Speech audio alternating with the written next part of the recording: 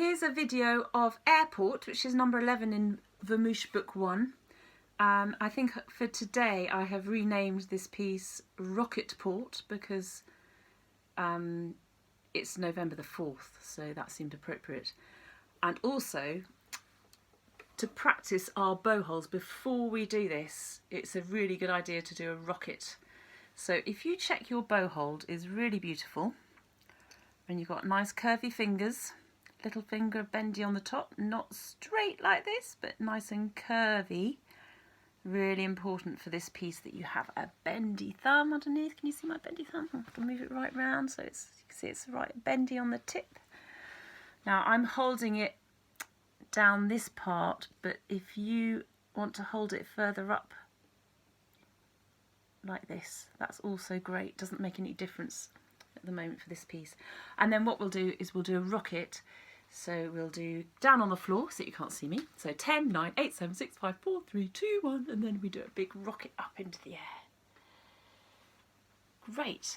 And for Airport, what we do, so you get your violin nice and ready, nod your head, make sure you're nice and relaxed, and you can nod your head on the violin.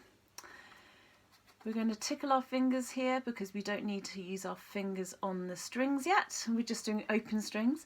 And then what I'm going to do is I'm going to make my bow right at the tip on the G string. Now, if you have a look at my arm, it's not ridiculously high. My shoulder's down, and I'm just about managing to get right to the tip with my bow on the string, on the G string. But this right hand is quite high up, so you can hardly see. And I'm going to just start going up with a whoosh. And then I'm going to land back at the tip. Then I'm going to land on the D string. I'm going to do exactly the same thing. This time my elbow doesn't have to be so high and my hand isn't so high in the sky. It's a bit further down. And I land back at the tip and do another whoosh. And then I'm landing on the A string. Whoosh. And on the A string again. Now, there are lots of little technical things which make it hard to play this piece. If you do not have a bendy thumb, if you do not have a relaxed hand, it's going to be hard to actually manage the up bow. So make sure you've got a really relaxed hand. Make sure you're leaning towards that first finger. If your hand is anything like this, it's absolutely impossible to play this piece. So first of all, just check you've got an amazing bow hold. Then just be careful you don't have your arm up like this, so it's so high. Make sure that shoulder is down, make sure you're nice and relaxed, and then find the tip of the bow.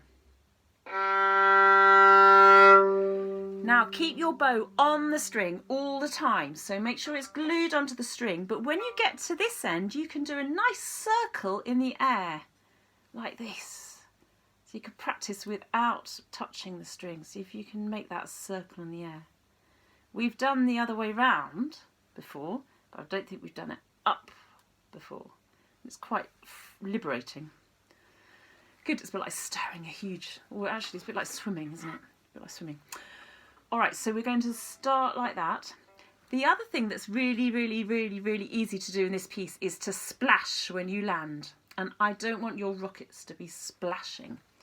So let's land quietly on the G string.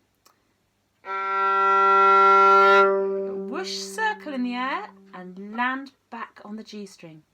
And then the D string. And the D string again. Good. The other thing that might happen is your bow might go a bit wonky. So when you're doing it, don't forget you have to make a nice little shape like a swan here. So that's going to be really important. Otherwise, you might go round the corner and make a bit of a squeaky noise.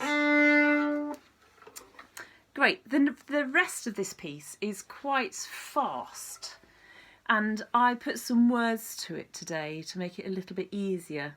So what I said was flying so high up in the sky. So let's try that first. So on the D string, we're going to land on the D string, and we're going to land at the balance point of the bow, which is this bit here, bit where it's kind of all, that's right there, about there. It's going to land there, and we're going to play flying so high. Flying so high. That's the idea. So then you do D, D, D, D, A, A, A, A. So you could do two together next time. So this is the next bit. This is the D, D, D, D, and A, A, A, A. And my words were flying so high, up in the sky. Off we go. And then the next bit is just straightforward D, D, A, D, A. Now I do a retake the other direction. So I'm landing near with a mountain shape here or a swan shape here. And the next bit's the same, except let's have different words. So coming back down onto the ground. So coming back down onto the ground. And the next bit goes D, D, G, D, G.